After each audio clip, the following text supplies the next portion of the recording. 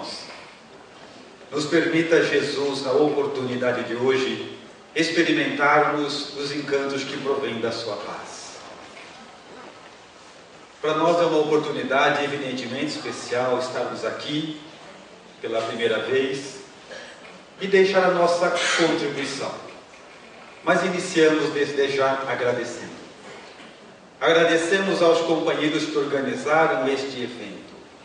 Porque nós que nos dedicamos a divulgar a Boa Nova, para devolver um pouco daquilo que ela traz à nossa vida, quando percebemos que estão sendo organizados eventos dessa natureza, poder deixar a nossa contribuição justifica todo o nosso trabalho de estudo. Então agradeço desde já. Agradeço de maneira particular aos companheiros que intermediaram e nos receberam aqui no estado de vocês. Temos pessoas muito gentis que nos recepcionaram, nos atenderam, e Allan Kardec ensina, dentro da doutrina espírita, de que os espíritas devem ser os primeiros a testemunhar aquilo que professam. Portanto, a gentileza daqueles que nos recebem espelha essa realidade e agradecemos desde já. Agradecemos aos amigos todos que já fizemos aqui pelas outras vindas que tivemos no estado de vocês, em particular a Ivana, já uma companheira de muito tempo, a quem, por meio dela, agradecemos os nossos amigos todos. Amigos que a doutrina espírita nos permitiu estabelecer nesse estado. Agradecemos aos espíritos amigos, donos de qualquer mérito que esse encontro possa nos trazer. Agradecemos aos companheiros que cantaram antes de nós e produziram desta forma o ambiente a qual agora usufruímos. E por fim, pela importância que tem, agradeço a presença da minha companheira, cuja cumplicidade caridosa tem sustentado a minha vida e a causa a qual eu sirvo. Trabalhamos. Allan Kardec, nas obras que sustentam a codificação espírita, atesta de maneira inequívoca a qualidade do mundo em que vivemos. E embora nós venhamos a estudar isso por incansáveis vezes, a participar de palestras, cursos, estudos, e ficarmos até demasiadamente encharcados das expressões provas, expiações, dores e aí por diante, somos sempre surpreendidos cada vez que algo de difícil, algo que nos desafia, surge em nossa vida. E isso faz com que a doutrina espírita ganhe na nossa vida e na vida daqueles que a conhecem um patamar absolutamente especial. Porque somente ela pode, guardando profundo respeito por todas as religiões, mas ela pode dar resposta a todas as indagações da alma humana de maneira que o bom senso e a razão possam da mesma forma acatar. A doutrina espírita então nos presenteia com uma lucidez, e é justamente esta lucidez que nos permite enfrentar esse mundo de provas, obstáculos e dores, conservando assim a dignidade que ela deve imprimir em nós, recomendação também posta no Evangelho. E quando falamos de Jesus como sendo um semeador, que é título central do nosso encontro, está aí a doutrina espírita como a semente que ele nos fornece para da mesma forma continuarmos a semear. Porém, há algo muito interessante. Todas as vezes que nós vemos alguém semeando, devemos subentender de que essas sementes já estão da mesma forma germinando naquele que semeia. O que seria uma contradição? Estarmos divulgando algo que não professamos ou semeando algo nas terras alheias que não foram semeadas dentro do nosso próprio coração. E a doutrina nos chama para fazer essa reflexão. Nos impulsionando para construir um mundo novo, nos orienta de que esse mundo novo tem origem, tem gênese, tem início no coração de cada um de nós. Então é fundamental encontrarmos a nossa parcela de participação no mundo. E eu me recordo de uma situação onde eu estava fazendo Fui fazer uma palestra, uma jornada, em algumas cidades do litoral do nosso estado. E de repente, ali no início de palestra, acontece de tudo. Só não em Goiás, que é tudo organizado, mas nos outros lugares acontece. Faltando 15 minutos para a palestra, a moça que organizava falou: Roosevelt, tem um rapaz querendo falar com você, pode ser? Eu já olhei para o relógio, agora é 14 para as 8. Eu falei: começa às 8, se puder ser rápido, eu estou à disposição. 13. Eu vou chamar ele então. E foi. E eu fiquei ali em oração, pensando no que falaria. Quando faltava 10 para as 8, eu de cabeça baixa, eu vi que fez uma sombra à minha volta, como se escurecesse tudo. Eu comecei a levantar a cabeça, era o rapaz. A criatura era muito grande, para você ter uma ideia, a sombra que fez. E conforme eu levantava a cabeça, eu fui vendo que era uma criatura peculiar. Se existe gente grande, ele era duplex, que estava uns 2 metros por 1,5 de largura. E quando a gente está sentado, quem está em pé fica mais alto ainda. E numa proporção dessa, nesse momento, nosso coração é tocado por uma humildade nunca vista antes. Eu que estava em oração, mergulhei num profundo estado e fiquei ali aguardando o que vinha, reparando um pouco mais. Ele tinha uma tatuagem aqui, outra aqui, outra aqui, outra aqui, piercing aqui, aqui, nada. Comecei até a simpatizar, pensei até em pôr. Quando eu vi aquela coisa toda, 8 para as 8. Ele olha para mim e diz assim: a vida não tem sentido. Quase que eu concordo. Porque foi assim, uma coisa tão do coração, que eu comecei a olhar um homem daquele tamanho, mas eu fiquei sem reação. 7. Sem reação porque era muito pouco tempo para algo tão profundo. Mas aí, palestrante espírita nunca fica quieto. E eu falei: meu irmão, eu adoraria conversar com o Senhor a ser respeito disso, mas agora 5. 5 para as 8 eu não vou ter tempo, mas eu me comprometo que durante a nossa explanação eu devo dizer algo que vá ao encontro das suas reflexões. Ele diz: não, tudo bem, mas que a vida não tem sentido, não tem. E nós ficamos nisso. Ele virou e foi. Eu fiquei mergulhado nessa certeza dele, mas algo me chamou a atenção. Porque não era uma expressão gratuita. Ele demonstrava ali como alguém que estava dividindo algo comigo, uma realidade adquirida pela sua caminhada. Ele não me perguntou, ele afirmou que a vida não houvera ter sentido. Eu fiz a minha palestra, fiz o meu trabalho da melhor maneira que pude, tentando equacionar essa questão. No final não vi mais, as pessoas se aproximam e aquele negócio de sempre. Fui embora. Fui embora, mas fui marcado pela certeza, pela convicção do homem que falava de maneira tão sóbria de algo tão profundo. E aquilo ficou comigo durante muito tempo. E eu continuei a pensar e a refletir sobre isso. A vida não tem sentido.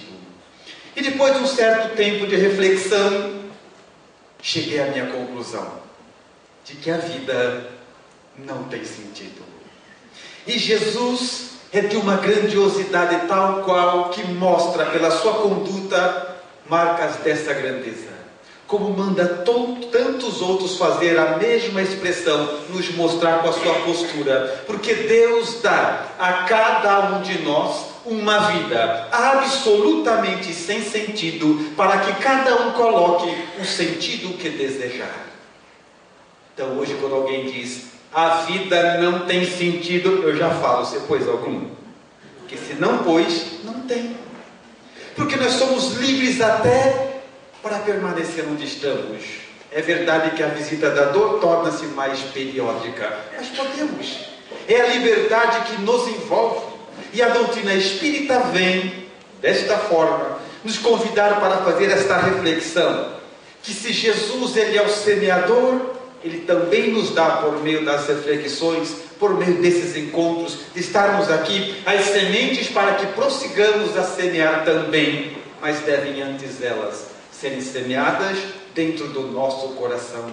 Ou a vida seria sem sentido, mesmo para nós.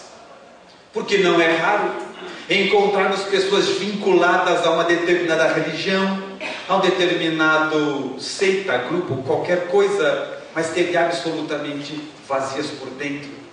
Porque no impulso materialista, muitas vezes nós aliviamos a nossa própria consciência, crendo que participar, frequentar essa ou aquela denominação religiosa nos garanta algum benefício. E isso não nos faz nem sequer espíritas, só frequentadores.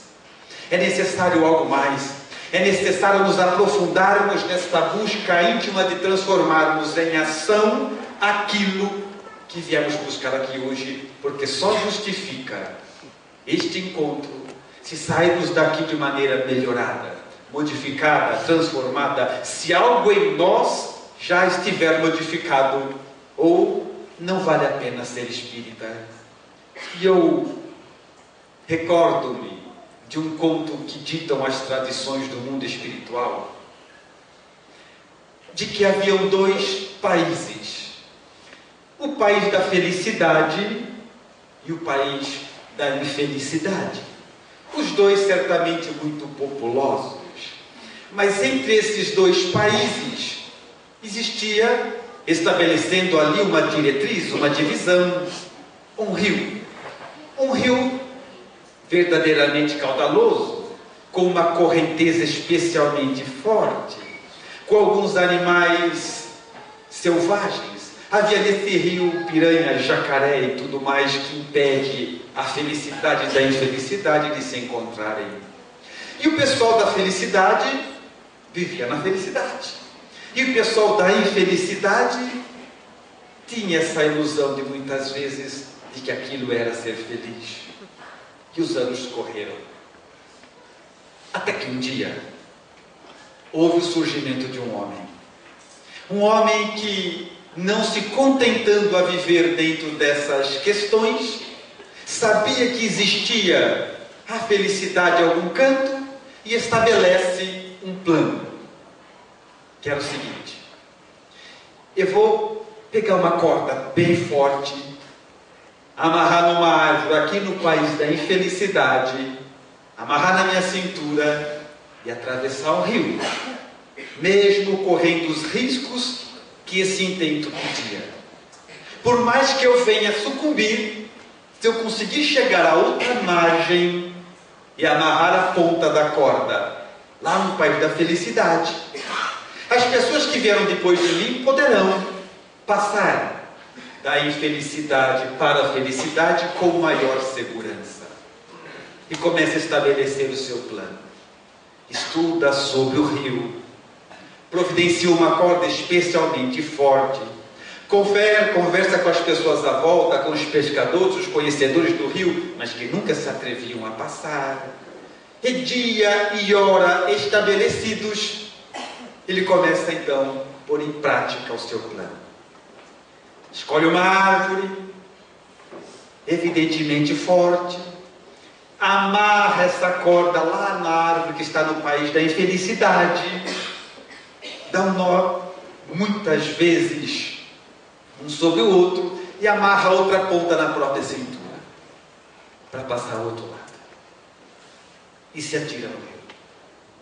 Ele se atira no rio e começa a nadar, a correnteza quase lhe afoga, ele briga para sobreviver, e vai nadando, os animais lhe ferem, ele briga para sobreviver, ele começa a sangrar e atrai outros tipos de animais, ele luta para sobreviver, e depois de um processo longo, ele consegue finalmente chegar à outra margem do rio, muito machucado, muito ferido, mas antes de sucumbir, ele amarra a outra ponta da corda que estava na sua cintura numa outra árvore no país da felicidade. Conclui e morre. Isso corre por todos os lados. Morreu para nos salvar. As pessoas começam a endeusar este homem, começa a estabelecer o dia da sua morte como sendo dia de referência àquela cidade. Com o passar do tempo, ele se torna uma lenda e é ensinado sobre ele até mesmo nas escolas. Ele morreu para nos salvar. Mas a corda ficou esquecida. E por estar ali dentro da água, ela foi tornando-se esverdeada, foi grudando outras plantas nela, alguns aguapés, ela foi ficando sumida, mas o culto ao herói prosseguiu. Ergueram-se capelas em seu nome, ergueram-se quermesses no dia do seu nascimento, no dia da sua morte, as pessoas não deixavam passar. Eram eventos belíssimos, as pessoas cantavam, se reuniam, faziam promessas, e era um evento que mortificava e conduzia todo o local. A corda já estava esquecida, mas o herói não. Todos os anos, nas datas que lhe marcavam alguma coisa, as comemorações sempre chegavam, mas a corda ninguém usava. Depois de muito tempo, ditam as más línguas do mundo espiritual que o espírito do homem começou a vagar por aquele lugar, ia nos seus eventos, nas capelas, nos cursos, ia em todo lugar onde ele era citado e ficava inspirando as pessoas a seguinte mensagem: e a corda? Não esquece da corda, foi por causa da corda, para que pudessem passar de um lado para o outro, que eu fiz tudo isso. Mas da corda ninguém mais se lembra. Na apresentação da nossa reunião de hoje, dizia o companheiro que fazia a abertura do trabalho que a nossa reflexão não dar-se-ia sob o ponto de vista biográfico, ou cairíamos na mesma questão. Falaríamos do autor, mas não falaríamos da obra. Falaríamos do herói, mas esqueceríamos a corda. Então, quando falamos hoje em Francisco de Assis, da mesma forma, sem querer, ter uma intenção de trazer à tona dados da sua biografia, mas a questão é o que a sua biografia construiu para nós. Por que é que fez o que fez? E daí iremos subtrair e certamente ir ao encontro de tudo aquilo que ele nos deixou pela sua postura, pela sua conduta.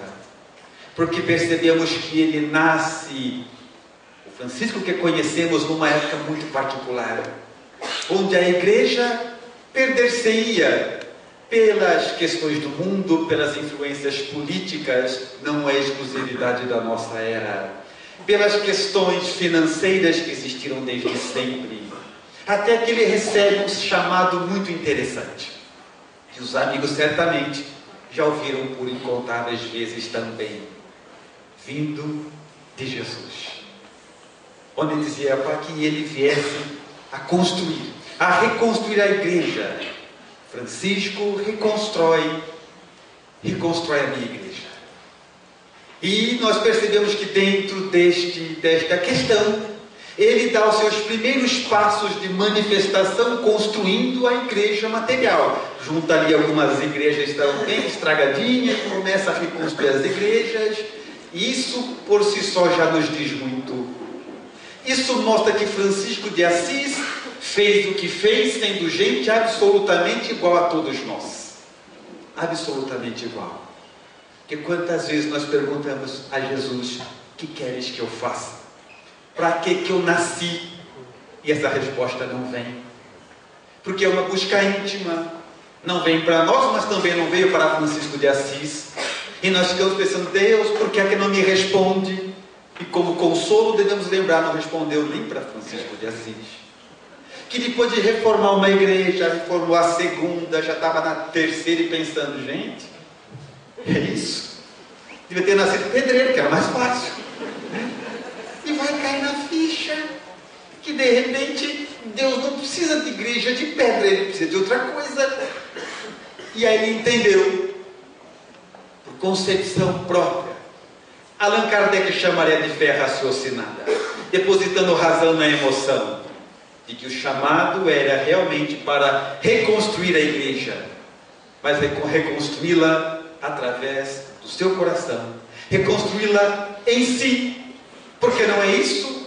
O próprio Jesus não veio e é grafado como guia e modelo, porque nós seguimos modelos, nós aprendemos com modelos, desde a infância, desde a criança com os seus professores ou adultos importantes para ela. Todo o nosso processo de edificação se processa, se dá seguindo modelos. Aí ele resolve construir, reformar a igreja dentro dele. E aí percebe o que deveria ter feito. E isso estabelece um laço de similitude com todos nós. Porque muitas vezes, nós que abraçamos a causa espírita, não que não aconteça nas outras religiões, mas a título de exemplo, falando de nós queremos servir a Deus. E sabe o que fazemos? Fundamos um centro. Nós queremos servir a Deus e abraçamos uma causa social. Nós queremos servir a uma causa maior e fazemos algo externo, o que é válido e devemos, claro. Mas a proposta é de construir dentro. Porque toda construção externa é exteriorização de algo que deve acontecer primeiro dentro. Ele não entendia naquela época e nós não até hoje. Quando alguém tem que falar das nossas referências, nós usamos o que fazemos. E é natural, porque é muito difícil saber a intimidade de cada um. Eu fundei aquela casa, eu fiz isso, eu trabalho nessa obra social, eu ajudo aquela coisa de caridade, quando nós queremos nos referir a questões íntimas. O que a vinda do Cristo mudou na nossa intimidade. E com relação a Francisco, para absorvermos alguns pilares da sua estrutura franciscana, baseia-se em 3 vertentes principais, que é humildade, simplicidade e obediência. Mais importante do que falar do que ele fez, é falar do que ele nos deixou pela conduta. Porque isso sim vai fazer com que todo o seu trabalho venha a valer a pena. Essa é a melhor maneira que podemos fazer com que os mártires se sintam reconhecidos pela nossa transformação causada pela semeadura deles. E o primeiro pilar onde lemos de tudo aquilo que Francisco de Assis nos deixa é a humildade.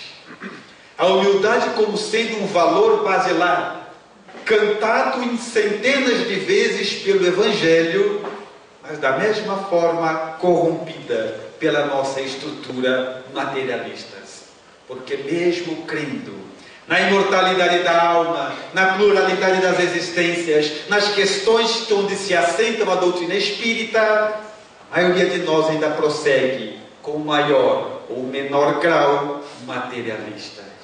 Viram isso ou não? Quando alguém diz que fulano é humilde, ele quer dizer que ele é o quê? Pobre. Transformamos de forma material algo que é de caráter espiritual. E seria mesmo que dizer, todo mundo que é rico nunca é humilde. E seria um absurdo, tanto quanto dizer que todo pobre é humilde.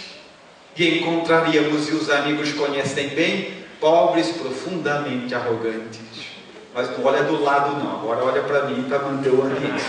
A gente conhece pessoas que estão extremamente enriquecidas e simples, humildes.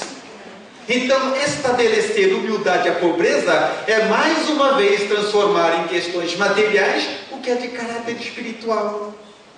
Que é muito mais fácil. Como a maioria de nós é pobre, é melhor acreditar que é humilde. Mas não é, vai perceber que não é. Viajando por aí vejo muito isso. Certa oportunidade cheguei numa casa, mas uma casa tão acabadinha, coitada, mas tão acabadinha. Entrava no centro espírita, tinha um monte de caixa juntada ali, tinha um monte de fio jogado ali, aquelas coisas que a gente pega para o bazar, esparramados para a casa inteira, vidro quebrado, a garrafa de água tinha usada tantas vezes, eu percebi que era enchida, porque a tampa estava marrom. Então quando você fecha e abre muitas vezes, ela não é mais branca, é marrom. E esse plástico só no escrito, fica o plástico, ela não sabe de quem foi. Uma casa tão acabada. E o dirigente falou assim para mim: irmão, percebeu que a nossa casa é humilde? É pobre mesmo. Tudo que não tem problema ser pobre. O problema é que nós não podemos ter 30, 40, 50 pessoas reunidas num lugar e não conseguir dar a esse lugar uma estrutura de dignidade. Nós fazemos essa apologia achando que é bonito. Alguns companheiros meus fazem palestra. Eu sou palestrante humilde, durmo em qualquer lugar, fico em qualquer lugar e misturamos as coisas. Porque humildade, segundo dizia Shakespeare, é o mais alto grau da sofisticação. Uma criatura humilde, um lugar humilde, algo humilde é tão perfeito que não dá nem para mexer. Se colocar algo sobra, se tirar falta, porque é tudo muito certo. Humildade é um valor íntimo. Quando nós falávamos e quando ditam as histórias, estabelecendo uma similitude entre Francisco de Assis e a natureza, as plantas, os animais, em consequência dessa harmonia, dessa organização, tudo certo no mesmo lugar, tudo obedecendo a uma regra única, harmonia. Desta forma, as pessoas humildes podem ser ricas ou pobres, isso pouco importa, porque o nosso estado social muitas vezes está ligado diretamente às nossas necessidades aqui de aprendizado. Desta forma, independente da nossa situação social, podemos nós sermos pessoas humildes ou profundamente arrogantes. E mesmo encontramos em nós, e eu insisto muito de falarmos do meio espírita, porque hoje o nosso maior combate deve ser de fazer com que a mensagem espírita surta efeito dentro do nosso coração, para chegarmos um dia ao ponto de estarmos caminhando pela rua e alguém dizer: você é espírita? E você diz, meio constrangido, porque não sabe se isso é bom ou se isso é ruim. Sou. Como é que você sabe? Pela conduta. Isso é o que almejamos. Quando um dia nossa conduta diga quem nós somos, porque o que somos não falamos. Então aprendemos como postura oferecida pela conduta de Francisco de Assis, que é verdade, abandonou tudo para viver um voto de pobreza, porque a vida é particularmente dinâmica. E para ele era necessária aquela experiência, enquanto que para outros a humildade está no ambiente de absoluta opulência, porém passando pelas duras provas da riqueza, esticando ainda assim simples. Porque estudando a doutrina espírita, certamente os amigos já chegaram a ouvir que as provas da riqueza são mais difíceis do que a da pobreza. Já ouviram isso, sim ou não? Sim. Pois é, eu sabia. Só que mesmo as pessoas ensinando isso incansavelmente, dizendo que as provas da riqueza são muito mais difíceis e perigosas, dá uma vontade de passar essas provas, dá uma vontade. A gente fala, eu sei que é perigoso, Senhor, mas dá-me um voto de confiança. E ser pobre cansa muito. Então, quando falamos de humildade, temos que romper a ligação que isso tem com pobreza ou com riqueza, porque humildade é propriedade da alma que aprendeu, que reconheceu seu tamanho diante do próximo, diante da vida. Uma pessoa é aquela que em qualquer lugar trata igual as pessoas simples das personalidades. Já viram isso ou não? Nós experimentamos muito. A gente chega em alguns lugares, muitas vezes, quando eu vou fazer palestra, ela não faz uma rodinha em volta de mim, ninguém olha para a cara dela. E muitas vezes quando ela vai fazer alguma apresentação e eu vou junto, faz uma roda em volta dela, ninguém olha para mim. Esse momento eu confesso que me preocupa. Porque não tem muita coisa para ver. Quando ninguém enxerga, eu penso, será que fui? Porque um dia acontece, quando você está andando, ninguém olha, a gente fica na dúvida se morreu ou não, e às vezes eu acho que eu morri. Já tem pouco material para ver, quando ninguém olha, então é assim. Nossa atenção está naqueles que estão em evidência, e isso atesta a nossa não humildade. Gostamos das personalidades, de quem está em evidência. Quer saber se você é humilde? Conhece o nome daquele rapaz que cata o lixo na porta da sua casa há 10 anos? Não. Mas sabemos o nome das pessoas que passam na televisão e que a gente nunca nem sequer vai conhecer. A humildade se apresenta justamente pela valorização das pessoas, simplesmente por estarem próximas de nós, por serem irmãos, por serem filhos do mesmo Deus, filhos do mesmo Pai. Mas nós temos muitas justificativas interessantes, sabe? Eu não cumprimentei ele, sabe por quê? Porque eu não conheço. Mas quer conhecer o quê? SIC RG? Nossa, SIC é muito antigo, né, gente? É CPF. Tá bom. CPF, para tratar alguém bem, o que você precisa saber, você já sabe, é teu irmão. O que mais quer saber? Então nós vamos vivendo, professando a nossa religião. A gente sai da porta do evento espírita, da porta da casa espírita, no caminho de casa encontra 20, 30 pessoas, não cumprimenta ninguém, a gente não conhece. E aí a humildade fica um pouco comprometida, porque nós não temos que conhecer. Nós temos que valorizar a vida, e ali é vida. É meu, é teu irmão. Então muitas vezes a humildade fica eclipsada por questões materialistas e que corrompem totalmente a proposta apresentada pela própria conduta na vida de Francisco. É a corda que ele deixou. Exaltamos o homem, ignoramos a obra. Se a humildade é o primeiro patamar, o segundo, apontado por aqueles que seguem a sua ordem hoje franciscana, é a simplicidade. Aparentemente próximo, mas com diferenças marcantes. Porque a simplicidade, justamente ela faz com que nós venhamos a optar por uma vida simples, não destituída de valores ou de coisas necessárias. Porque é muito fácil não ter alguma coisa e condenar quem tem. A questão é que dentro da proposta de uma vida de simplicidade, nós devemos, por meio da nossa conduta sempre, estabelecer uma vida com bases de quem está no mundo, mas está consciente de que a vida aqui é transitória. A vida perde a simplicidade quando nós olhamos para o Evangelho e lemos ali: bem-aventurados os simples. Achamos lindo, usamos na palestra, contamos até para os outros como se fôssemos praticar. Mas na nossa vida prática, se tem algo que nos incomoda, é algo simples. Tudo que é simples perde valor. Percebeu já ou não? A gente começa a buscar, temos um carro simples, uma casa simples, qualquer coisa simples, isso não nos dá e vem graça. Quando a gente vê algo que alguém tem mais sofisticado, já dá vontade de ter aquilo, porque o nosso é muito simples. E nós começamos a perceber aí que os bens materiais se transformam numa jaula, que aprisionam o possuidor distraído, que passa a pertencer àquilo que ele supõe possuir. Uma vida sem simplicidade um dia vai te surpreender, mostrando que você não tem uma casa, a casa que te tem. Que você não tem um carro, o carro que te possui. E que você talvez nem tenha um cargo, é o cargo que te detém. Porque são níveis de formas diferenciadas de perder simplicidade.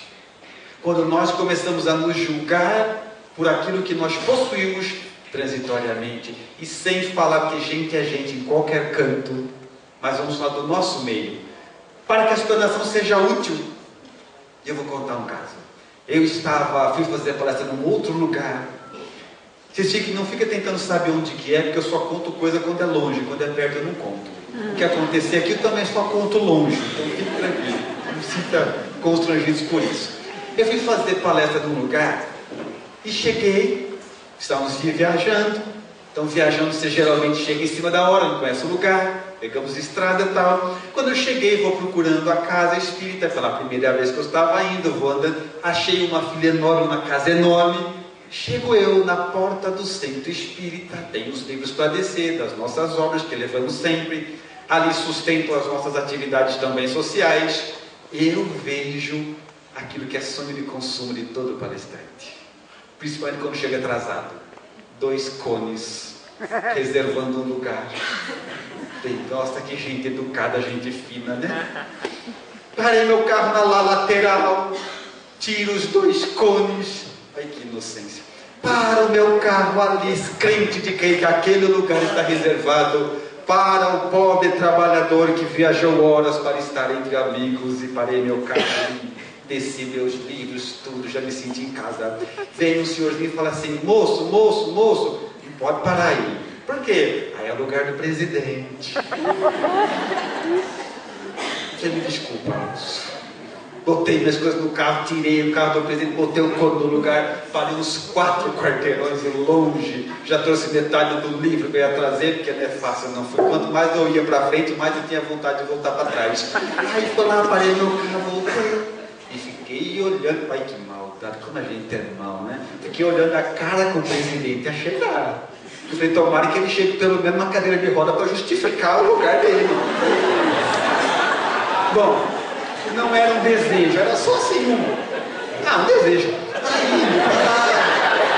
Estou lá exposto com meus livros, de repente para um carro branco, lindo, novo. Desce um rapazão forte, bonito, músculos fortes. Eu falo, gente, que vergonha de ser presidente sempre. E sabe o que é isso? Muitas vezes nós nos confundimos a função que ocupamos com aquilo que somos. Isso não é na casa espírita. Isso é muitas vezes com a nossa profissão. Você se acha mais porque tem essa ou aquela função. E duro que as pessoas acabam gostando da sua função e você acha que elas gostam de você. E quando descobre que não é, sabe o que a gente diz? Nossa, que decepção. Porque não é simples. Porque se cultivássemos a vida com simplicidades, ficaríamos isolados de bajulação. Porque a gente ia gostar de gente de verdade e não de gente que orna a gente para mostrar que a gente é aquilo que não é. Então a vida em simplicidade é justamente aquilo que o Evangelho canta incansavelmente. E nós percebemos a difícil prática que é ser simples.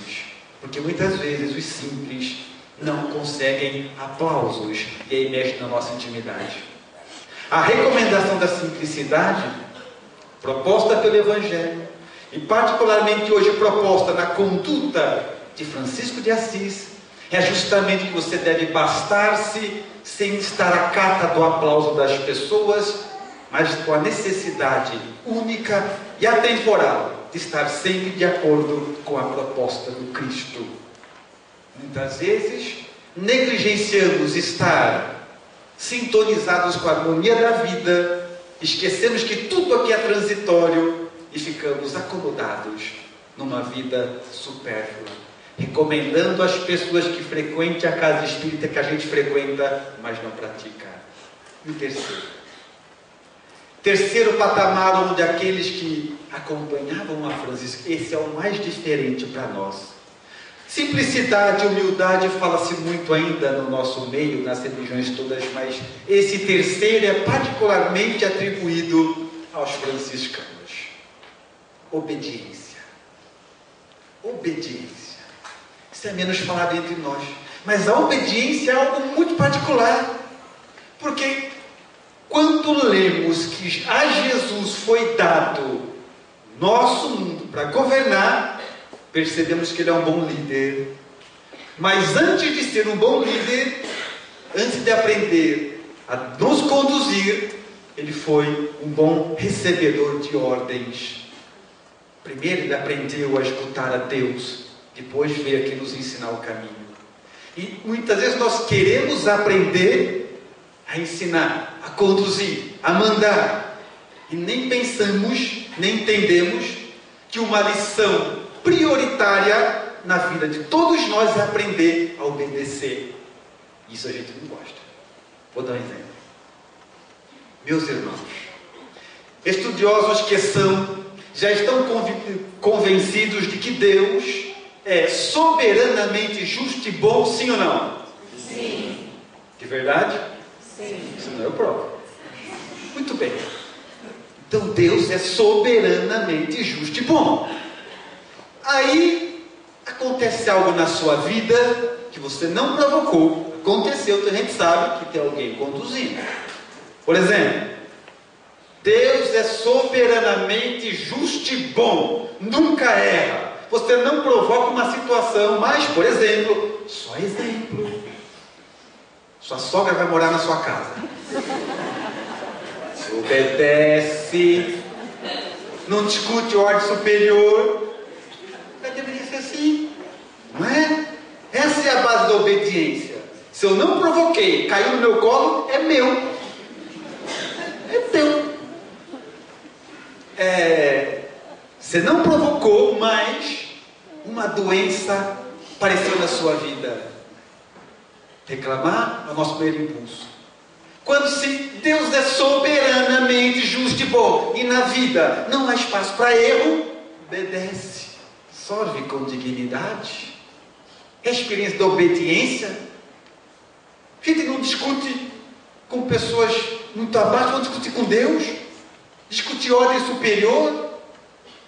Você tem uma conduta reta e está sendo injustiçado, obedece, serve até o fim, que há de ter nisso uma lição importante. Sabe por quê? Porque Deus não erra. Soberanamente implica em ser o mais alto grau. Obedece. Se caiu no meu colo, é para mim, e serve até o final. Obediência. Obediência. Isso tiraria um peso enorme de cima de nós. Porque o nosso primeiro indício de não saber obedecer é a reclamação. E a gente reclama muito. Já viram isso ou não? A gente reclama demais. A gente reclama tanto o tempo todo que se um dia a gente fala assim, hoje eu vou sair de casa disposto a não reclamar de nada, vamos pensar que a gente fez voto de silêncio. Porque vai faltar assunto para as coisas, a gente não sabe falar, né? Você para numa fila, alguém começa assim, e aí, beleza? Sei lá, né? Feia coisa, hein? Pelo amor de Deus, nem parou aquele inferno de frio, começou esse calor terrível. Que é isso, gente? Gente, tá tão coisa que falta assunto, né? E conversar com as pessoas, então, piorou. Porque existe um impulso natural. Antigamente, hoje uma profissão que está crescendo muito é psicólogo, já viu isso ou não? E sabe por quê? Porque o psicólogo você paga, ele é obrigado a te ouvir quieto. E quando você pega um amigo grátis, né? Você pega um amigo grátis, não está pagando nada, você quer falar do seu problema, ele não deixa, essa educação, ele quer falar do dele. E se você falar mais alto, e ele for obrigado a te ouvir, não pense que ele está te ouvindo. Ele está pensando no problema dele para falar quando você acabar. Então você está falando, ele está quieto, olhando para sua casa, para sua cara, mas dentro ele está longe, pensando todas as desgraças da vida dele, organizando por ordem de gravidade, para pegar pior. A hora que você acaba de falar, pensando que ele te ouviu, aí seu coração até se abre, que agora virá uma palavra de conforto. E ele responde assim, e eu então?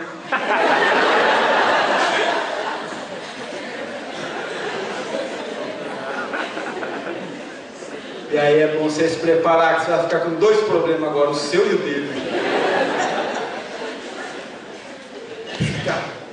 Acreditamos que Deus é justo? Obedece. Um aflito que cruzou o seu caminho é seu, obedece. Alguma mensagem tem que partir de você para ele, obedece. Você fez um plano para a sua vida, chegou em outro, obedece. Faz direito a lição de casa.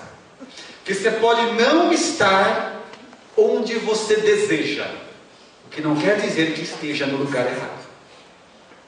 O que não quer dizer que esteja no lugar errado. É que a transitoriedade da vida é tão rápida, que logo a gente vai estar fazendo aquelas reflexões.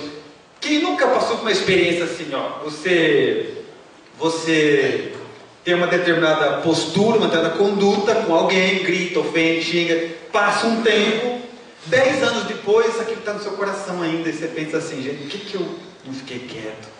Por que eu agi dessa forma e não daquela? Já passaram isso ou não? Muito bem. Lembra do seu problema de agora, de hoje? Está lembrado ou não? Muito bem. Daqui 20 anos ele vai passar, porque uma hora acaba, não é possível. Se não passar, pelo menos morrer, você morre. Então vai dar certo, de um jeito ou do outro vai dar certo. Daqui 20, 30 anos você vai lembrar de hoje, e sabe o que você vai falar? Gente, se eu tivesse aguentado um pouco mais, se eu tivesse ficado quieto, obedecido a ordens superiores, se eu tivesse tido uma conduta conforme ensina os estudos da casa que eu praticava, se eu tivesse tido uma conduta mais reta, se eu tivesse gritado menos, ofendido menos, magoado, se eu tivesse... Não está falando aquilo de hoje. Conclusão, dá tempo de olhar para as angústias de hoje, para os problemas de hoje, e dizer para você mesmo: Deus é soberanamente justo e bom, e não há espaço para erro na vida. E por mais angustioso que esteja sendo a minha ou a sua experiência, tem uma lição para mim e para você: obedece. Obedece, serve com dignidade. Mas dentro de falar de Francisco é sempre muito amplo, e quando nós falamos de Francisco, nós lembramos de lições de Francisco. E há na sua biografia uma passagem muito interessante. Certa oportunidade, envelhecido, porque a vida viaja numa velocidade tão interessante que nós temos muitas vezes um dia longo, mas uma vida curta. E certamente envelhecido, começa a passar pela mente de Francisco aquelas mesmas questões que nos atormentam quando a morte vai nos visitando. Ele começa a lembrar o que fez, o que deixou, quem vai continuar, aquele negócio todo. E ele começa a perceber que os seus companheiros mais próximos, não têm a mesma rigidez que ele tem, e corre risco então do trabalho se perder. Começa a entrar numa angústia interessante, uma angústia do bem, falemos assim, que a preocupação dele é: eu vou desencarnar, vou morrer, e a minha obra vai continuar. Eles não estão tendo a mesma solidez que eu tenho. E resolve procurar Irmã Clara. Vai até o convento das Clarissas e abre o coração a ela. Os dois já envelhecidos, e ele conta a sua angústia, que ele sabe que a morte vem lhe visitar em pouco tempo, e ele está preocupado com o andar das coisas aqui, como é que vai ficar. E a resposta dela é de uma grandiosidade tão intensa que nos chama a reflexão. Depois de ouvir tudo que ele falou, ela diz assim: Francisco, eu já sei qual é o teu problema. O teu problema é que você é muito apegado aos bens materiais. E aí você vai: como assim? As pessoas em volta ficam olhando para o outro, né? E ela continua muito apegada aos bens materiais. Sabe por quê? Porque você está preocupado de quando você morrer, como é que vai ficar a obra? A obra não é tua, é do Cristo. Estou entendendo sua preocupação. Quando nós somos em desapego, nós temos que considerar o nível de consciência de cada pessoa. Muitas vezes, desapegar para ele é dar o carro embora, mas para ele é abrir mão do carro. Para ela, desapego é deixar o filho embora, porque ele está com 45 anos, ela está com medo que o mundo não está pronto para alguém tão inocente que nem ele. Viu isso ou não? Então, o que me deixa apegado, talvez não é o que lhe deixa apegado. Qual é o meu apego? E para encontrar o seu, sabe o que você tem que fazer, Espírito? Uma pergunta para você mesmo. Tem que perguntar assim, ó. Reflexão é simples. Se eu estou no mundo de provas, expiações, obstáculos e dores, e eu sei que existem mundos infinitamente melhores, de absoluta felicidade, a pergunta é a seguinte: o que eu estou fazendo aqui? Não é? Se tem um monte de lugar melhor para cima, o que você está fazendo aqui? Aí você lembra de Francisco, né? Francisco reconstrói a minha igreja. E o que ele fez? Quando teve contato, reformou ele. Sabe que a mensagem que fica para nós não é a mesma? Muitas vezes você falou assim: Deus, o que é para me fazer? Deus, o que você quer de mim? Deus, para que eu nasci? E sabe que a resposta não é: reconstrói a ti mesmo? A gente quer fazer muitas vezes um evento, uma cala, uma associação, uma organização, uma ONG, resolver o problema dela, dele, quer ajudar a vida dele e ajudar o dela. Quando a mensagem é: reforma-te a ti mesmo. Mas eu sei o que você está pensando. Você está pensando assim, Rose, como você é petulante. Você nem me conhece e está falando que eu preciso de reforma? Pois é. Porque o que eu sei da sua vida é suficiente. Eu sei que você está num mundo de provas, expiações, obstáculos e dores. E todo mundo que está aqui não está lá. Está precisando de reforma íntima. Só que sem perguntar o que é que eu estou fazendo aqui, qual é o meu apego, a gente vai estar reformando a coisa errada. Descobrir o que nos prende a esse mundo. Se a gente já conhece coisas melhores, por que é que eu não consigo praticar na minha vida aquilo que eu aprendi? Por que é que eu não consigo ser aquilo que eu já sei que devo ser? Algo que me prende. Essa busca é íntima, é individual. Encontrar lá uma necessidade. Mas, respeitando o nosso horário, eu gostaria de chamar a atenção dos amigos para uma reflexão em particular. Que Francisco de Assis deveria, por tudo que tem, nos deixar uma mensagem da mesma forma interessante. E eu gostaria de perguntar para os amigos, vocês conhecem a oração de São Francisco? Sim ou não? Sim. Já cantaram alguma vez ou não? Sim. Quer vir cantar aqui na frente, sim ou não? Não. Brincadeira. Eu quero falar o seguinte, já que vocês cantaram, prestaram atenção na letra? Prestaram? Você viu que é uma oração que é meio uma armadilha, né? Que ela começa assim, Senhor, fazei-me instrumento da tua paz. O serviço é meu. Está pedindo trabalho. Onde houver ódio, que eu leve a paz. Todas as orações fala que é para os Espíritos levar, que é para Deus levar, para Deus mandar, manda seu amor, manda vibração. Não, a oração de São Francisco não. Que eu leve a paz. Vocês cantaram ou não? Então quando chegar num lugar que a casa está pegando aquele monte de vizinho brigando, não é para reclamar, você pediu. Você está lá para levar paz. Não é assim? E a oração inteira é uma solicitação.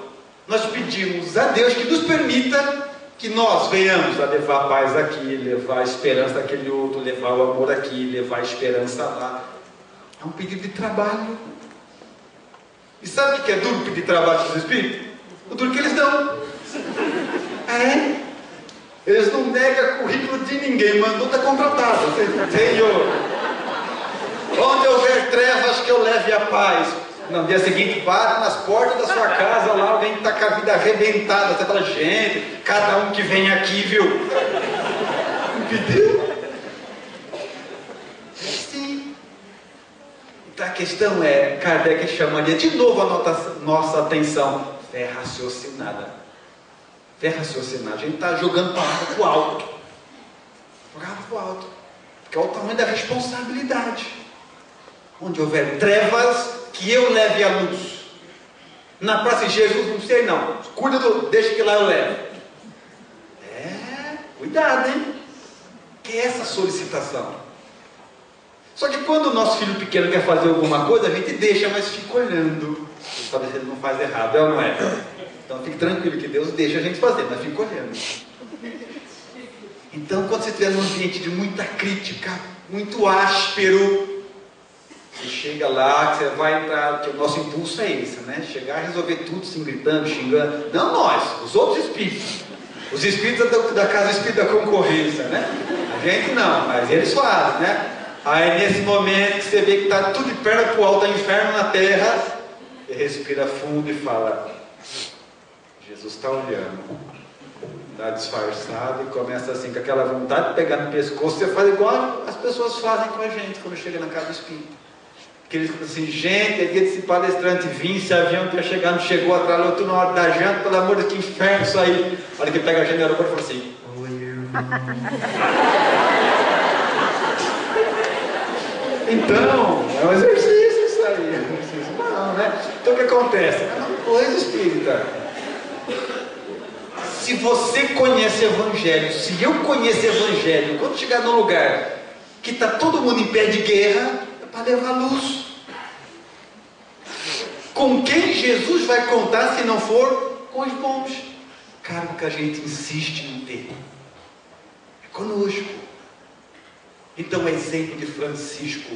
Vamos dizer a Jesus: Senhor, que eu leve a paz, que eu leve a esperança, que eu leve, que eu faça, mas tudo parte, primeiro, do nosso processo de semeadura interno, de cuidar de nós. Cuidar dos outros é consequência de estar bem. E nós não entendemos isso porque passamos os nossos limites. Nós falamos assim, lemos no Evangelho de que, título do nosso encontro, Jesus é semeador. E nos permite, guardando as devidas proporções, semear também, é ou não é? Cada vez que você fala do bem, fala do Evangelho, você está semeando. Sua parte, minha parte. A gente nunca se contenta. A gente não quer só semear, a gente quer a parte do Cristo, quer colher. Já viu isso ou não? Você fala assim, ó. Vou dar um exemplo. Se insiste para alguém ir para o centro. Alguém vai para o centro. Vamos para o centro, vamos para o centro, vamos para o centro.